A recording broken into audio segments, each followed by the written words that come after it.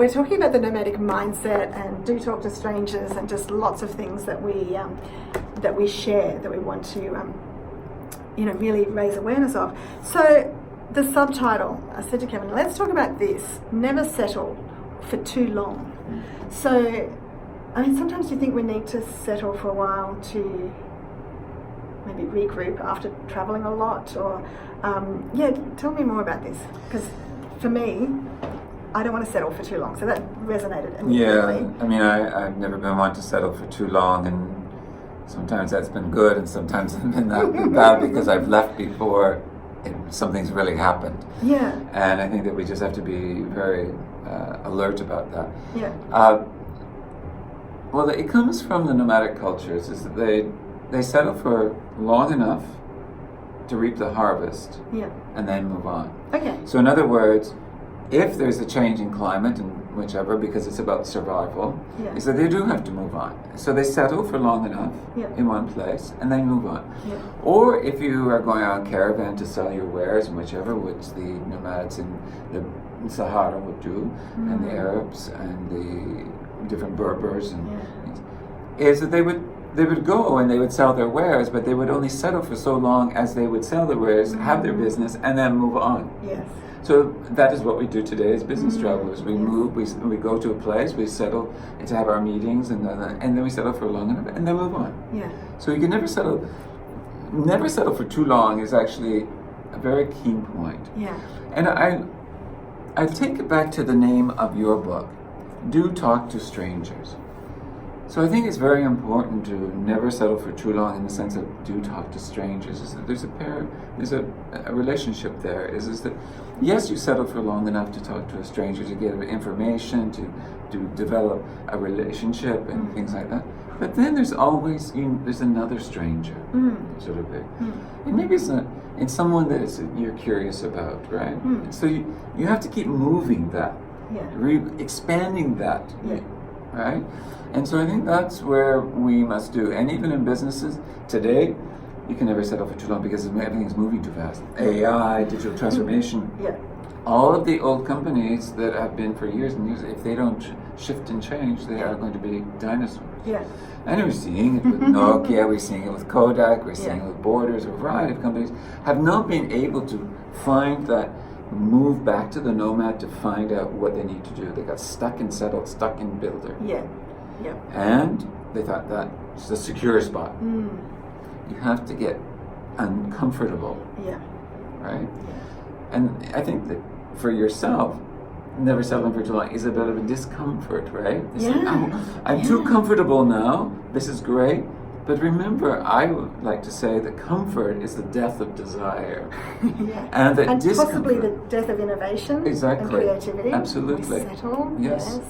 And to be able to get into that discomfort zone is about the growth and learning. Right? And so that's where we have to get uncomfortable. That's where that never settling for too long. It's uncomfortable. Yes. But if you don't go there, you just stay same.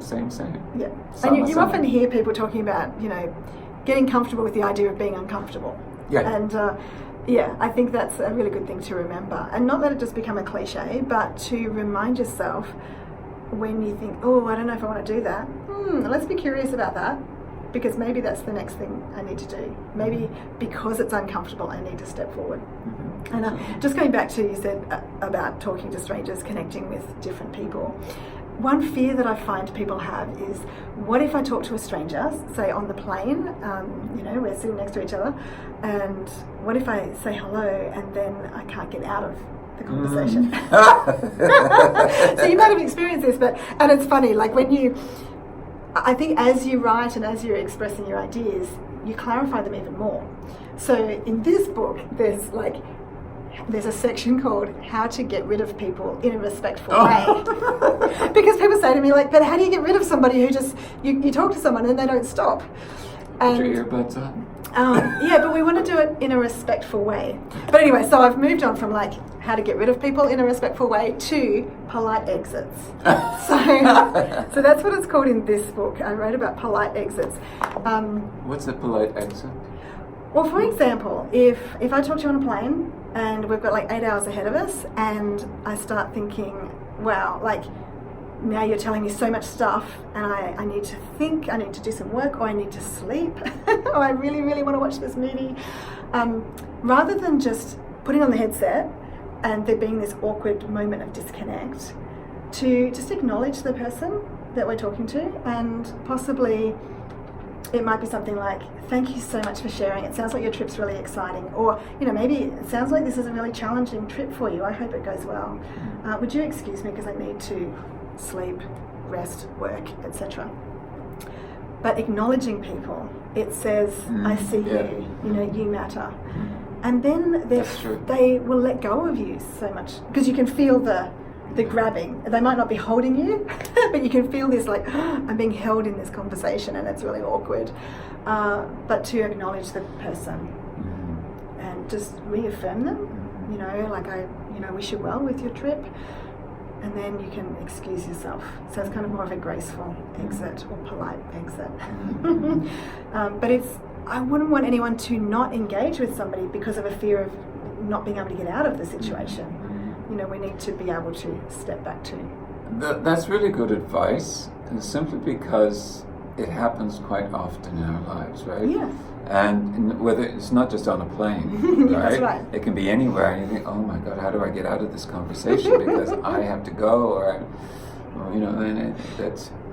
I think also people today are more aware of that because everybody's in a craze. Yeah. However, in a plane, you're locked in. Yeah. And but I think that's great. But I do see people, you're welcome. I do see people shut off. Even last night in Singapore, I am trying to get the Grab app to pick up my location. And I can see other cars are coming in. I'm like, why is it not picking up this location? So I went over to a driver, and he saw me coming towards him, and he had the window up, and he was like this. And I thought, you don't even know what I'm going to ask. And so I just stood there and I just pointed at my phone. And he wound the window down, and I smiled, I'm like, I need help. And then he wound the window down, and I said, I'm just wondering, what is the location that you have? And so then he was fine to answer the question. And then his passenger came along, and I said, thank you so much, bye.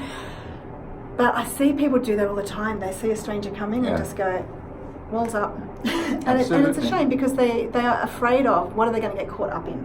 It's like, oh no, they're going to sell me something, or they're going to impose upon me. But if we know that we have our own boundaries, and we can say, thank you so much, I can't engage with that right now, or but just to be respectful, then it actually feels so much better.